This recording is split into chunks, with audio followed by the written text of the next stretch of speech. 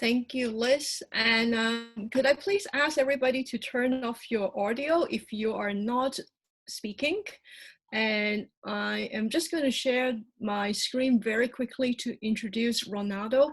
Thank you so much for everybody who is coming to these sessions. And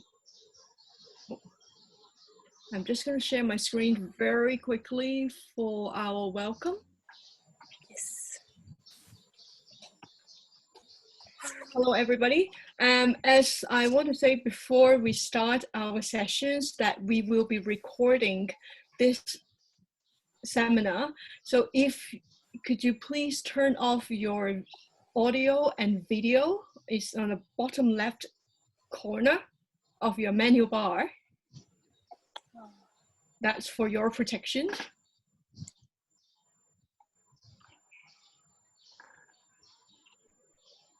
So everybody, thank you for coming. And I know some of you are coming in the middle of the night from somewhere. And we welcome you. Today is a really nice day in Sydney, sunny. And it's a great day that we introduce our visiting scholars, Professor Ronaldo Gomes Jr. He's from Brazil, and today he will talk about researching metaphors in narratives about foreign language learning and teaching. Now, before we start, I would like to acknowledge the traditional custodian of the Macquarie University land, the Watamatagao clan of the Direct Nation, whose cultures and custom have nurtured and continue to nurture this land since the dream time. We pay our respects to elders past, present, and future. Okay, so welcome everybody. A little bit of introductions about Ronaldo. I think we have been following each other's work for more than 10 years. This is the second time I have yet to meet him in person. We first missed each other in Hong Kong, and now he's in Sydney, but we are in different suburbs because of the self-isolation. We are still yet to meet in person. So I'm really excited to see him online giving presentations about metaphor analysis. And it is a topic that we are both very passionate about, particularly when it is applied to language learning and teaching narratives here. So his area is also very expanded, included language and technology, language learning history, metaphor, and digital learning materials designed. In this age of online learning, he is a guru in Brazil. So today we'll start with metaphor first, and then we will have another session with the student about online learning. So stay tuned, and I'll give the mic over to you, Ronaldo.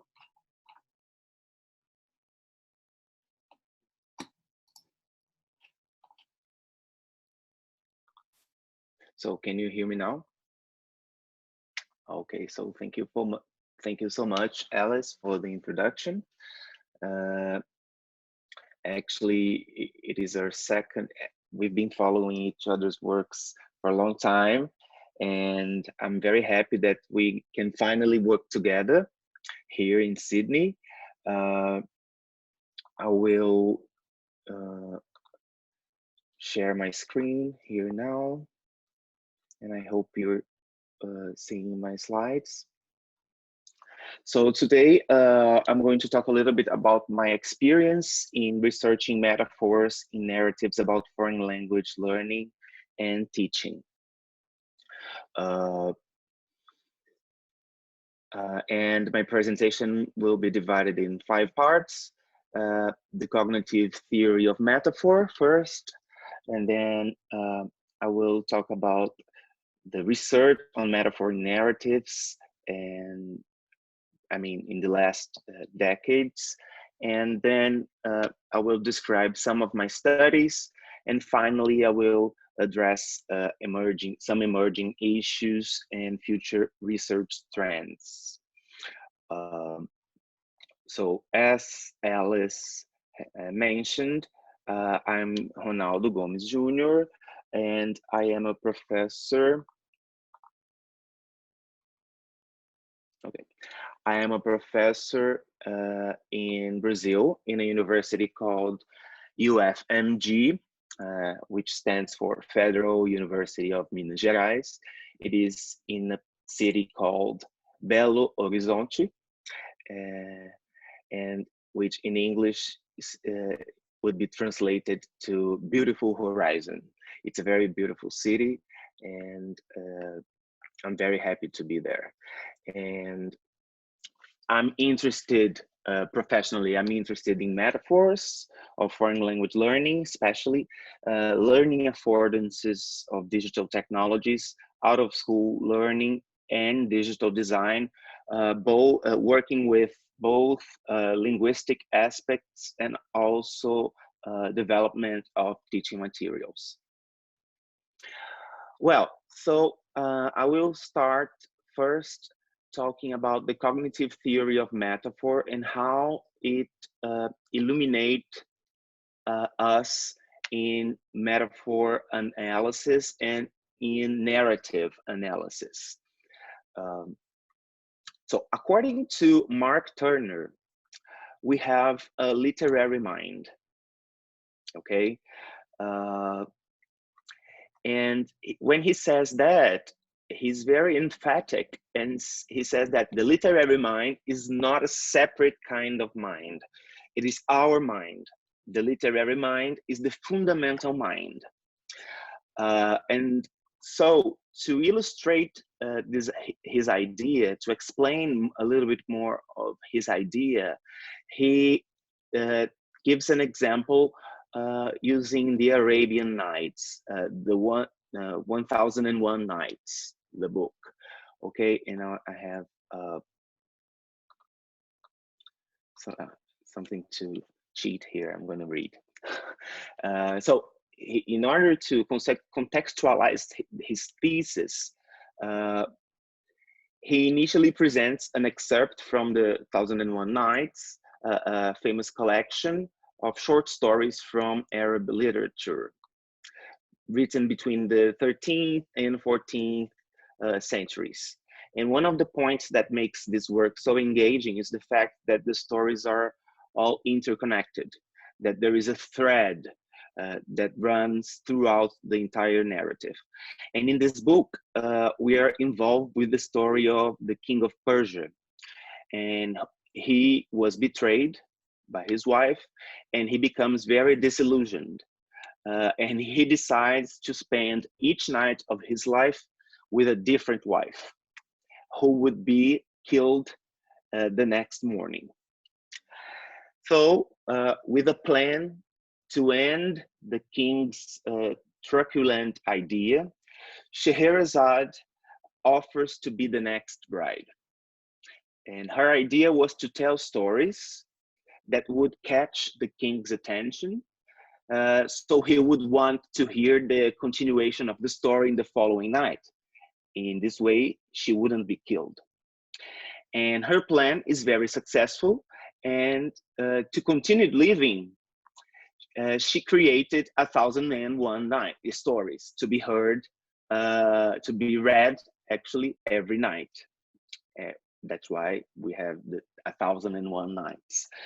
So, but returning to Turner's book, in the opening chapter of his book, the Literary Mind, we come across an excerpt of this book. And in the excerpt, Scheherazade's father, who is a minister and advisor to the king, he tells a story to his daughter in order to alert her about the dangers that awaited her. And because of his important position in the kingdom, he could not do this directly. He could not tell Scheherazade, you have a problem, you will be killed, so be careful. So he had an important position in the kingdom. So he, in order to alert her, he does that indirectly. He tells her a story, okay? So he tells her the story of an ox who, being so thin and tired of the intense work, asks a donkey for advice. The donkey, certain of its intelligence, suggests that the ox pretends to be sick not to be called to work.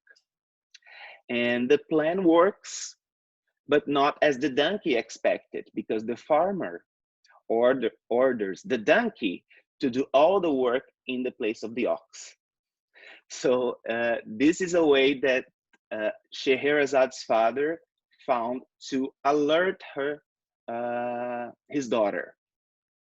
So Turner, he argues that when telling a story to make an alert, Scheherazade's father makes use of narrative imagination. And in trying to change her idea through a story, he endorses the same strategy he wants her to reject, trying to change the king's idea through stories. And in addition, the fact that we tell stories that are projected on other stories is a literary resource, but also an everyday resource, and it's indispensable for human cognition.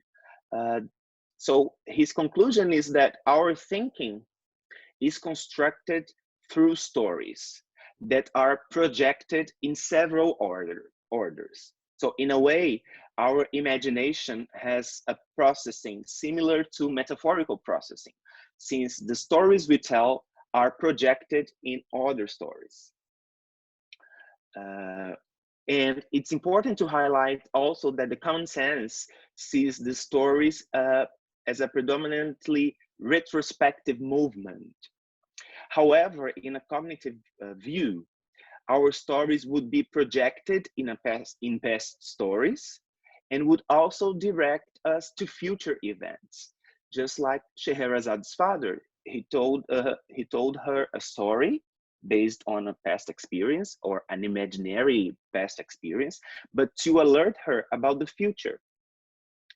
So in this movement that goes back and forward is definitely metaphorical.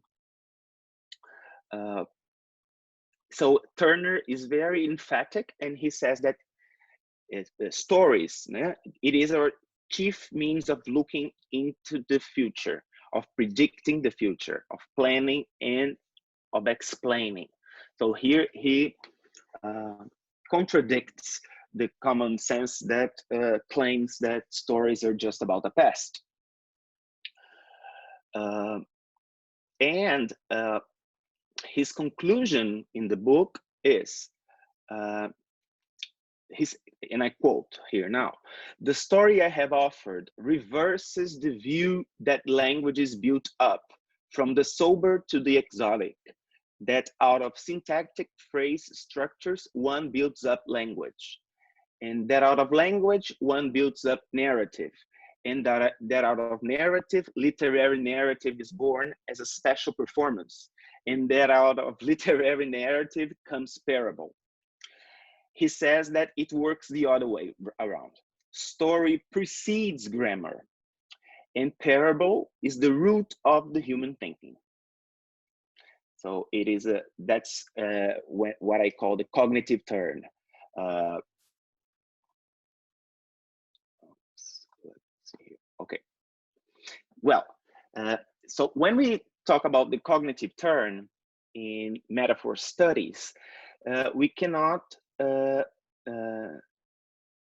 we have to talk about this book called Metaphors We Live By, written by Lakoff and Johnson in the 1980s, which was responsible for publicizing the view of metaphor as a cognitive process.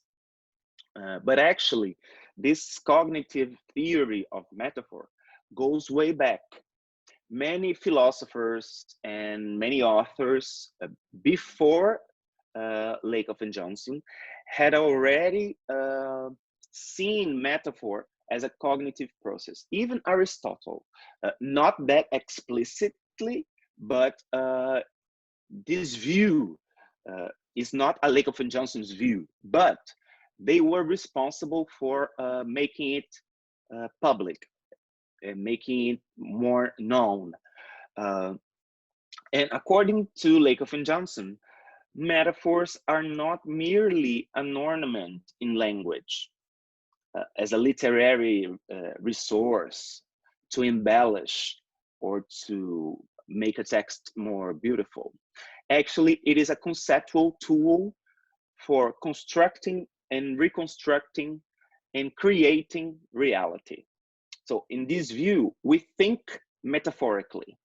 So our ways of conceptualizing the world and people who surround us, everything who surrounds us is metaphorical. So for example, some sentences that we say in our day-to-day, and these sentences are in Lakoff and Johnson's book. For example, defending an argument, exploding with anger, building a theory, fire in someone's eyes, a foundering relationship, a cold personality, a step-by-step process, digesting an idea, people passing away, wandering aimlessly in life. So in all of these sentences, we have metaphors that in a way tell us how, indicate us how we conceptualize those things. For example, how we conceptualize a theory as a construction, for example, here. And anger, basically, according to to Lakoff and Johnson, we conceptualize is as a hot fluid.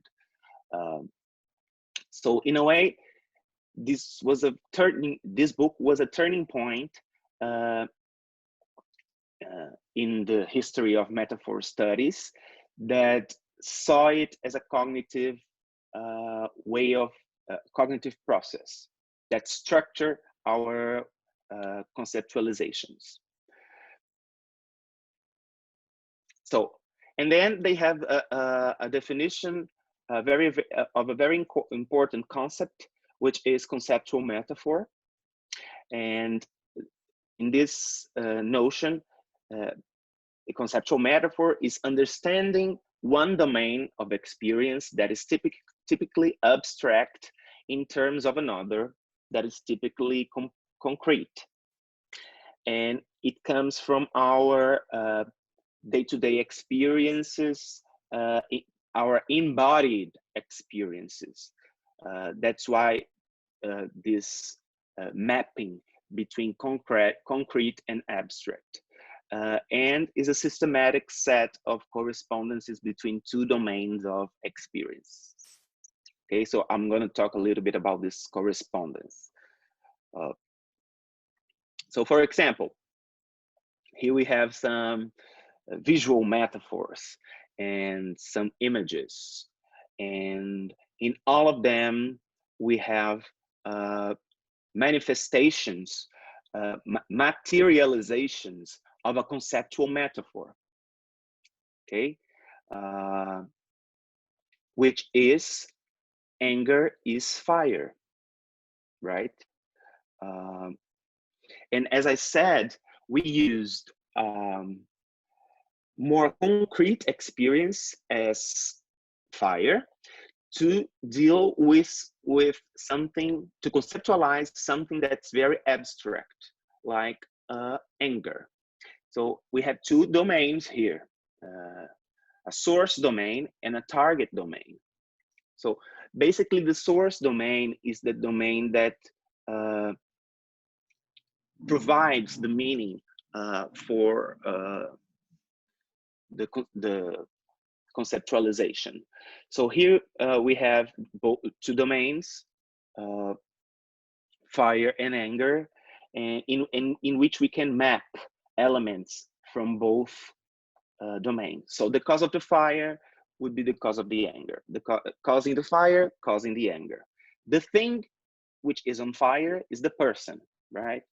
Because we always say, he's spitting fire. His eyes are on fire. So the thing which is on fire is basically the person. And the fire is the anger. And the intensity of fire is the intensity of anger. So that's what we call mapping between domains. It's important to say also that this mapping is partial. We do not map all the elements from a domain. For example, in this particular mapping, we do not map the ashes, which are part of the fire domain. We just map things that have correspondence. So that's what we call highlighting and hiding. There are some aspects that we highlight when we create a metaphor, and others we hide, since they are not, they do not construct meaning in that situation. Okay, so this is just an overview of the cognitive theory of metaphor, okay? And now I'm going to talk a little bit about the research on metaphor in narratives, okay? Which is my area of interest. So after the cognitive turn, after the notion, the popularization of the notion that metaphors are everyday phenomena, and everyday communicative situations started to be scenarios of research, and researchers started to deal more with language in use, because all of those examples from Lakoff and Johnson, they are not, they are invented examples. They were based in introspection, right? They were creating the theory, but the examples, they didn't look for, they didn't collect the examples. They just made an introspection exercise and wrote down the examples. So after the cognitive turn, more and more research started to investigate language in use, which is nice, right? But if we see the scenario of research metaphor, metaphor research, we see that it is investigated in many areas, but education is not that present in this scenario. Most of the studies focus on politics, advertising, sports, music, many other types of discourse. And that's why my group and I in Brazil got interested in investigating metaphors in the educational field, because we saw that most of the other studies were concerned to other areas. And which is nice also, that after this cognitive turn, more methods are started to be used.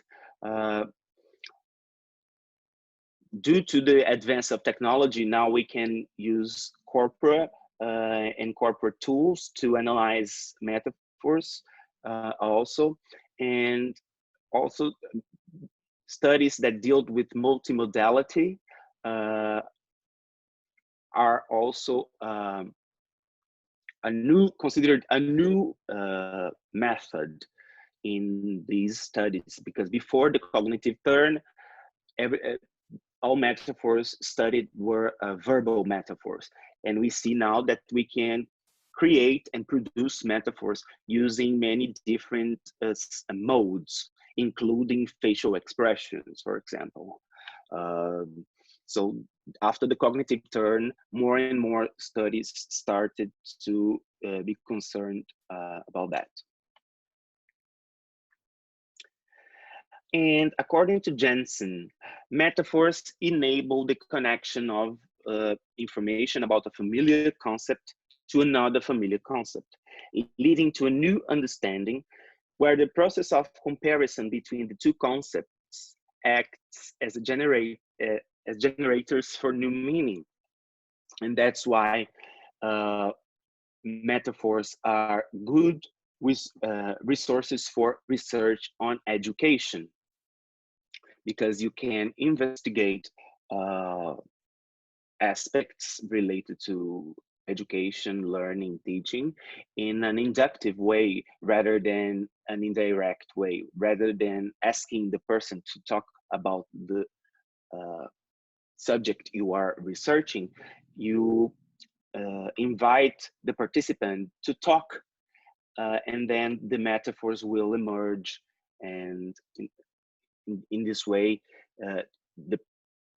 you will be your analysis will be more contextualized and in a way more trusty, right?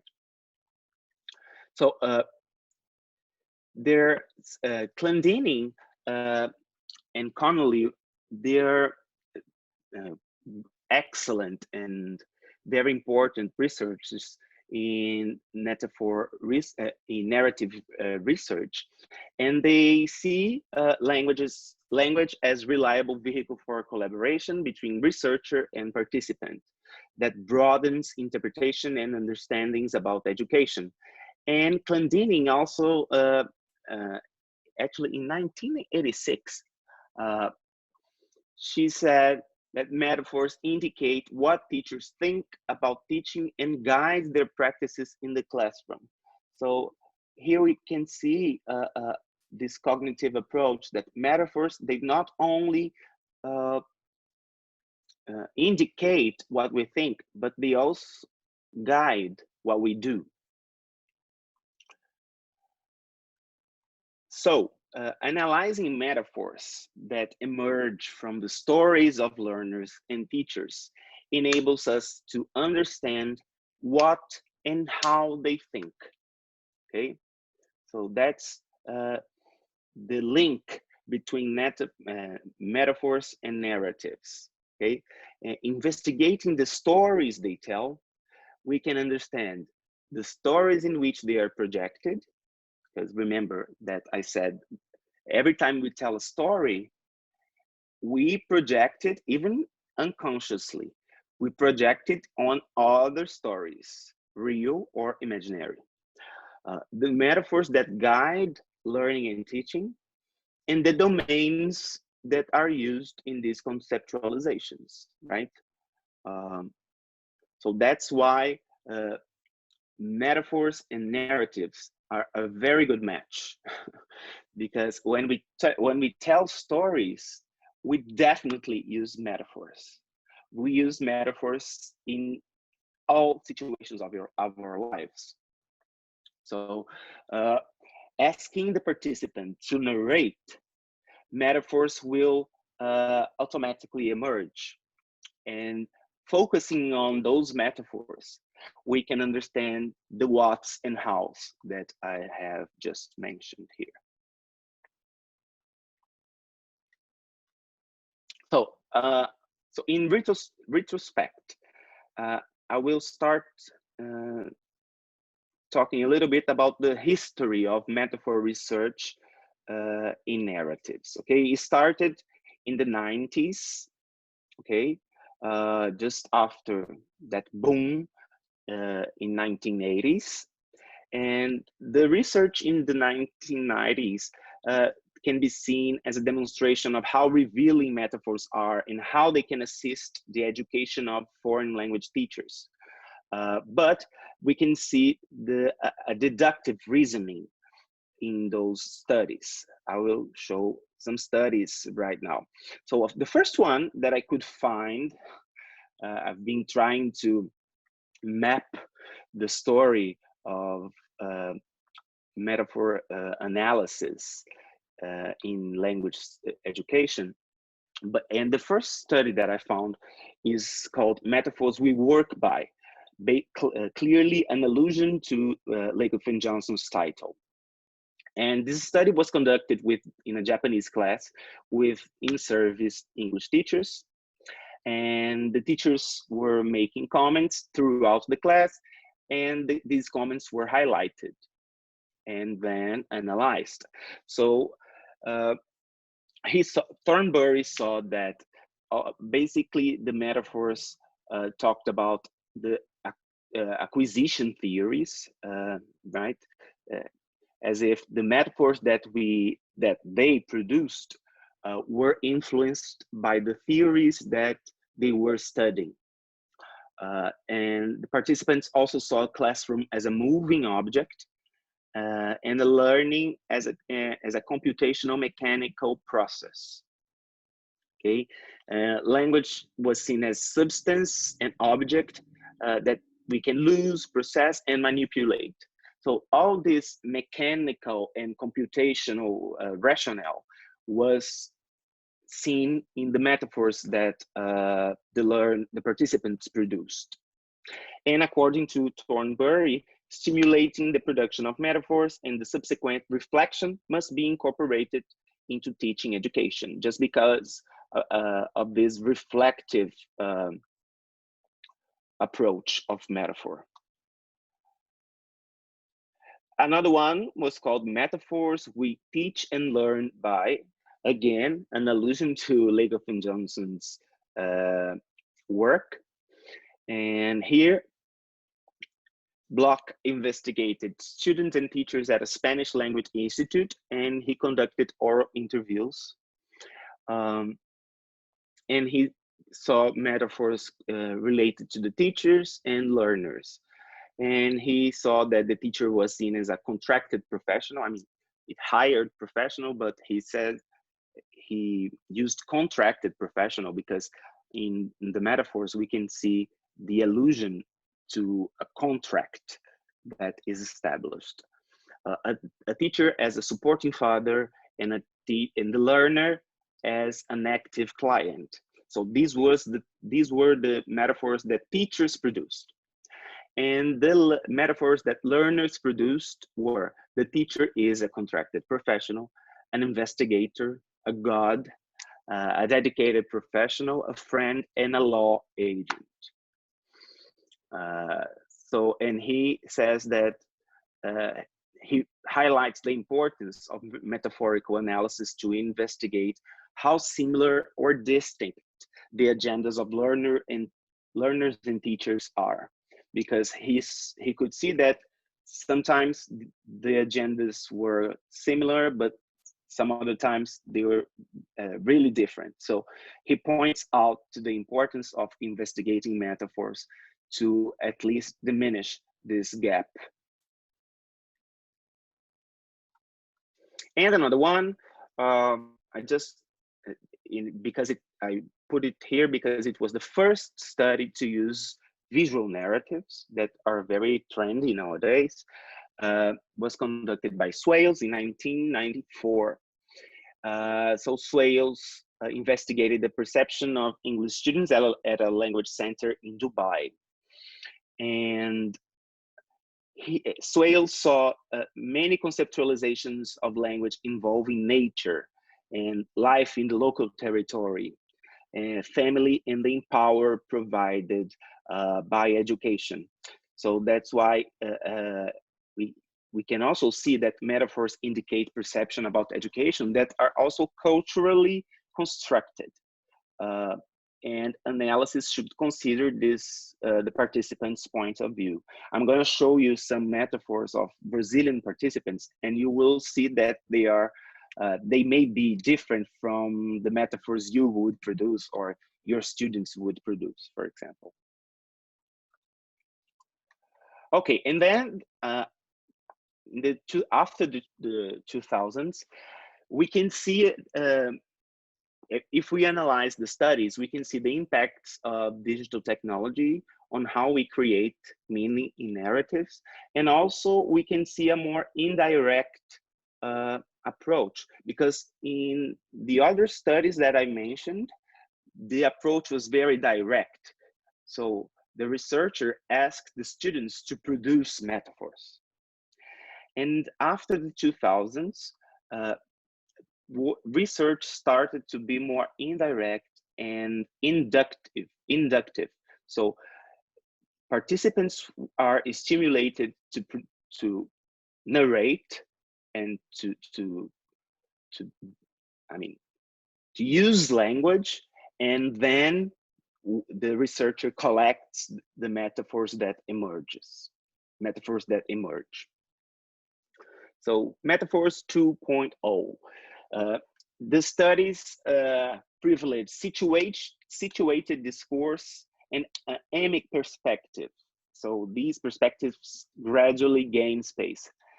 Metaphor generation processes are more explicit and contextualized, because in the early stages, we could not see exactly how the metaphors were produced. And nowadays, this methodological care is much more present in research. Detailing of the communicative and discursive situations that involve narratives, because the narrative I produce in a classroom and that I produce in my house, they probably will be very different because of the place that I narrated. Okay. Consideration of other forms of narrative, such as oral, visual, digital, multimedia, and multimodal narratives. And studies started to be more reflective. Narrative is not only conceived as an instrument of investigation, but as a reflective and formative exercise, because by stimulating learners or teachers to narrate, we are also providing experiences for them to reflect about topics that maybe they're not aware of. So that's why I say here of this, I mention here this formative exercise. So, and after, in these 2000s, many studies used metaphors, metaphoric analysis. And here I listed some inspiring and important studies that saw learners' metaphors in theories of acquisition, assessed metaphorical construction in learners' diaries, students' metaphors about their teachers, metaphorical analysis of in-service English teachers' beliefs, metaphors of unequal power relations between natives and non-natives. This study is super nice. Also, researchers from Finland, I think they can be considered pioneers, using metaphorical descriptions in visual narratives, as revealing the conceptions, representations, and beliefs. And also learners' visual and multimedia narratives, now seeing this power of technology in our discourse, to explore their beliefs in foreign language learning practice, as well as the visual metaphors used in handmade drawings and digital texts. This is very nice also to see the metaphors that participants can produce by drawing and by manipulating images in digital images. Okay, so after all this introduction, I hope I still have time. I'm going to talk a little bit about some of my studies that I conducted in Brazil. Actually, this first one here was conducted in Brazil and in Hong Kong. I was interested in analyzing identity profiles using metaphor theory. So in this way, I kind of coined this concept of metaphorized identities. And I'm gonna speed up a little bit because my idea was to see the learner as a social cultural construct influenced by his social, embodied sensory, motor, and identity experiences. So that's why I use the social cultural study of identity and the cognitive study of metaphor, trying to see the learner as, I mean, in his whole parts. Um, so in this, I use the metaphorical analysis to outline and analyze the identity profiles. And my question was, my objective was to see how learners conceptualize themselves in multimodal language learning histories. And so I still have to thank Alice, because she was very important in this stage of my life because of data collection. She helped me a lot with that, even though she was not in Hong Kong anymore. But she was, I mean, she helped me a lot with that. And I was able to analyze narratives of students from Hong Kong and students from my university in Brazil. And I have to be honest, because at first I was very naive, and I thought that the metaphors would be very different because of the differences in culture. But that's not what happened.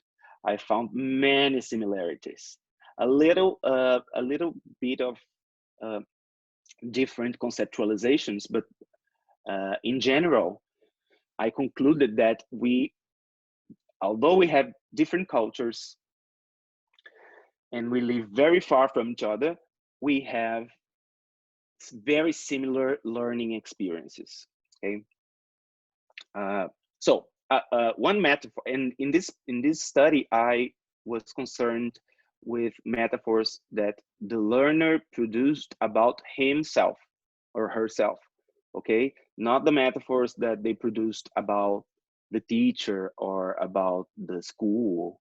No, just about themselves, how they saw each other, what were the metaphors that they used to conceptualize themselves. So a very common domain that is used to create metaphors is the journey domain. Here I'm saying the learner is a traveler, but I don't like really much this word traveler, but that's how we say in the metaphor literature, because the learner here is conceptualizing himself or herself in a journey. Okay, so we saw many visual metaphors and text verbal metaphors, and also multimodal metaphors, in which we had these allusions to means of transportation, especially the plane. In the Hong Kong data, it was very present. Okay, the learner as a passenger of an airplane. Okay, it was very present in the Hong Kong data. In Brazil, the metaphor of the journey metaphor, learning as a journey, was also present, but not as, with different characteristics. So the airplane was not present at all in our data, especially, I think, traveling abroad, going abroad in our country, especially for students from a public university, it's something that's not that close to their reality. So although we could not find elements and metaphors about the learner as a passenger or learner as a traveler, an airplane traveler, we saw many other metaphors that indicate that they see themselves in a journey, okay, in a path. So here we see some other metaphors like traveling by foreign words. My English learning history goes back a long way. And here it says, it is going to be shared with you the strategies I used in order to be successful in this process of learning. And then he puts a sign, a street sign with the word success, indicating that he sees himself as a driver, in this case, that goes through routes in order to achieve success. So in this way, success is the final destination, right? And the ways that the streets and ways that he goes through are the strategies and actions that he takes during the learning process. So this metaphor, the learning is a traveler, is very pervasive. And it also appears in interaction with other metaphors. For example, here, a student from Hong Kong and a student from Brazil used this image that alludes to evolution, that is connected to the evolution of the human evolution. So we can see an indication of journey, okay? Because in this case here, the steps that the student takes, they compress many actions, right? But in the when this image is used, there are different people. The ones that are evolving here are not the same, but in their narratives, they use these pictures to talk about themselves. So in each stage of their lives, they are a different person, okay? But different person, but also the same person.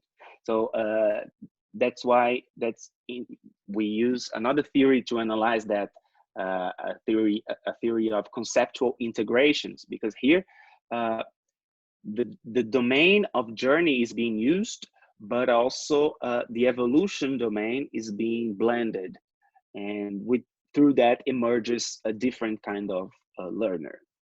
Anyways, it's just to show you that the journey metaphor can have other associations too. Something that was a characteristic of students of Hong Kong was the learner is a climber. This idea that we have to go up as we learn, the more we learn, higher we get. And I think it can be associated to social hierarchy, education as a way of going up the social ladder. And that's not very common in Brazil, because this is also the journey representation of the journey metaphor, because we have a point A, a point B, and a path. But in Brazil, the data in Brazil, the orientation and the direction is more horizontal. So it's to run, to be in front of the others. But in Hong Kong, I could see that. I mean, I'm not generalizing. I'm talking about students from this university, okay?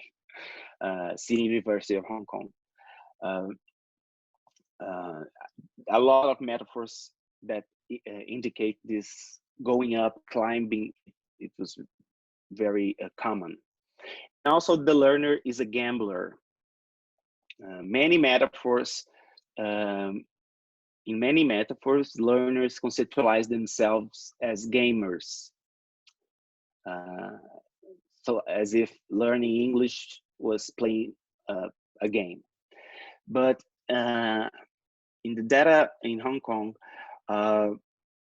I could find many representations of gambling. and in students' narratives. Maybe Alice can help us later.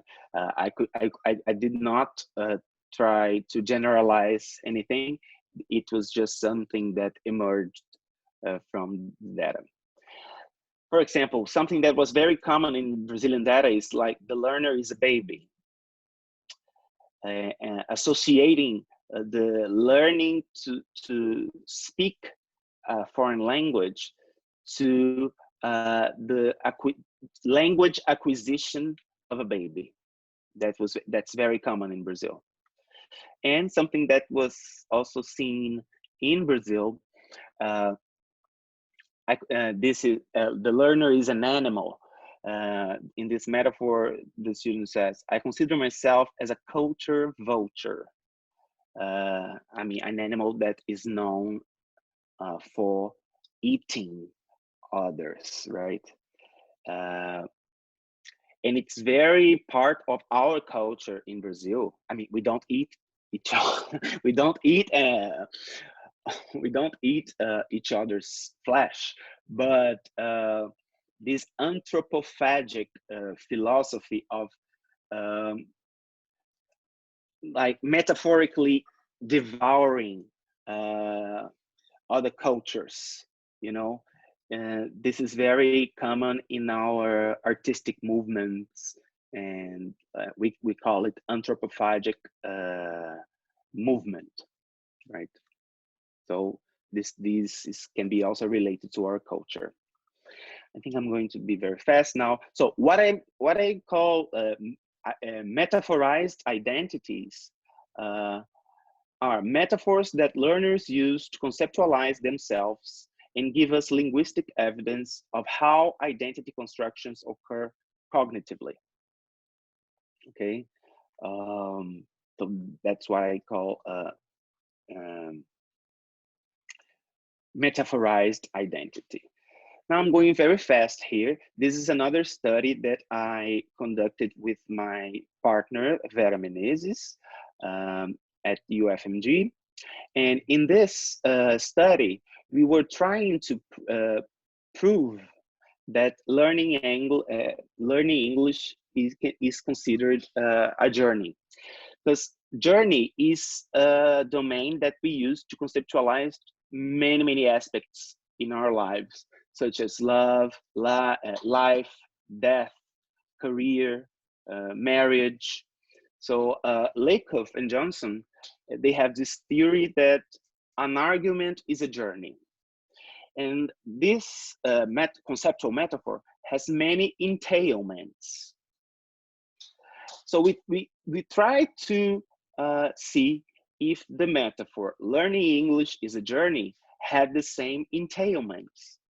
And we could find all the entailments in only one narrative. So for example, English language learning is a journey. Here is an excerpt. My efforts on the English learning path were huge. English language learning defines a path. I decided to study literature at the university because for me, it would be the only way to have good, pleasant, and above all, free education. And the path to learning English language is a surface. So I decided to take the arduous path of learning a foreign language. So we could see that all the entailments of an argument is a journey could also be found in learning English is a journey. And then we, there is a project in our university. It's called Project Umfali. And we have in this address here, website here, we have many narratives from people in Brazil and also Japan, Finland. There are some other contributors. And we use the search engine of the website to look for some words from the journey semantic field. Also, actually, we made research to come up to have these terms first, and then we investigated, tried to highlight all the examples, all the instances in which these words were present. And what we saw was that in a way, the metaphors that were related to the journey, they are a manifestation of the image schema source, path, goal, because sometimes metaphors, they are how can I say that, they are motivated by image schemas like up, down, front, back, center, periphery, and the the journey metaphor is very much motivated by this image schema, source, path, and goal. And we saw that most of the metaphors concentrate on the path, right? The source is not that much present in the narratives, but the path is very, we find many metaphors about the path. And the goal, we cannot find many metaphors, but when we do find metaphors about the goal, they're also pointing to the future, right? Pointing to the direction. So we could draw a mapping between those two domains, like journey domain, the more concrete domain, and learning, the more abstract domain. So in this mapping, the passport would be the initial motivation, the ways would be, or routes would be the strategies, the steps are the actions, the obstacles are the difficulties. Coming back is reliving experiences, going is seeking experiences, and arriving is like ending a stage and starting another. Like in Portuguese, we have a saying that the train that arrives is the same that departures. So as if you never stop learning, and the metaphors indicate that they never reach the goal. When they reach a goal, they immediately start another path. So this was suggested by the metaphors. And very fast now, this was the last study that we conducted last year with 43 English undergraduates. And we analyzed the multimodal language learning histories, trying to learn more about their experiences of learning English. And to analyze, we used an adaptation of Talentis and Cope framework for design analysis, the grammar of visual design, and theories of visual metaphor and metonyms. And what we saw is that English is conceptualized as a precious object and a useful and powerful tool. So every time they talk about English, they talk with so much love and treating the language as an object. Like they use the word English to decorate, just like we use hearts and stuff to decorate the piece of paper or the screen. English is a symbol, is a symbol that they use, a precious symbol, like, right? And also this metaphor was used, the Swiss knife, as if with English we can perform many actions. So in this way, it's a very powerful tool. Metonymically, it's represented usually by the American flag or the Union Jack, and we can make some interpretations on that too. And the main visual metaphors portraying the mind as a container in which we put stuff. So as if the theories of learning are not there anymore, students still think that we receive knowledge, that the knowledge is located in our head, and in order to learn, we have to put stuff in our minds. And also learning as a journey. Again, this domain, the journey domain, is very common in almost all aspects of our life. So here I have a summary of the domains that we found in our studies in our university. So the domains learners use to conceptualize learning in our studies are challenge, construction, discovery, finance, growth, game, transaction, like money transaction, love, war, and also journey. Some emerging issues. In my opinion, researching metaphors in narratives helps us to explore concepts and views on language teaching and learning, understand cultural models, assess interests and motivations to teach and learn, understand relationship between theory and practice, access perspectives and views on the language, find out the needs of individuals, investigate beliefs, understand identities, and many other stuff. Hi, Alice. 2 minutes, 1 minute, 0. Okay. Hi, sorry, Ronaldo, to cut this a little bit shorter, and because I realize we have just gone over the time limit from 1 to 2, and thank you everybody for coming, and this is really fascinating, and if you got questions, please post it on chat and we will get back to you. There's also one advertisement here that on the 22nd of April, Ronaldo will also be hosting one particular sessions for HDR students and also early career members. And we particularly want to focus on thinking now in COVID-19 that, for example, how do we move things online and how do we deal with face-to-face research digitally.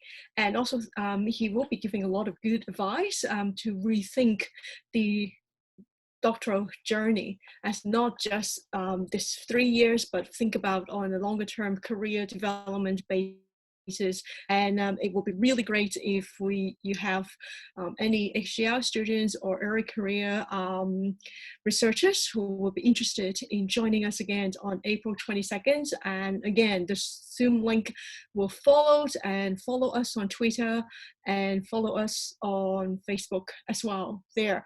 So I would like to encourage you to post the questions on chat, and we will follow up with responses, and we'll also follow up with sharing of the slides and with the video link as well. So here I would like to thank again for School of Education's hosting us today and hosting Ronaldo for a wonderful seminar, and also a big thank you, a virtual clap to Ronaldo for giving us a very informative and very stimulating presentations on the use of metaphor. And we hope that we'll see more collaborative research projects on metaphor in Australia, Brazil, and other parts of the world. Yes, thank you so much.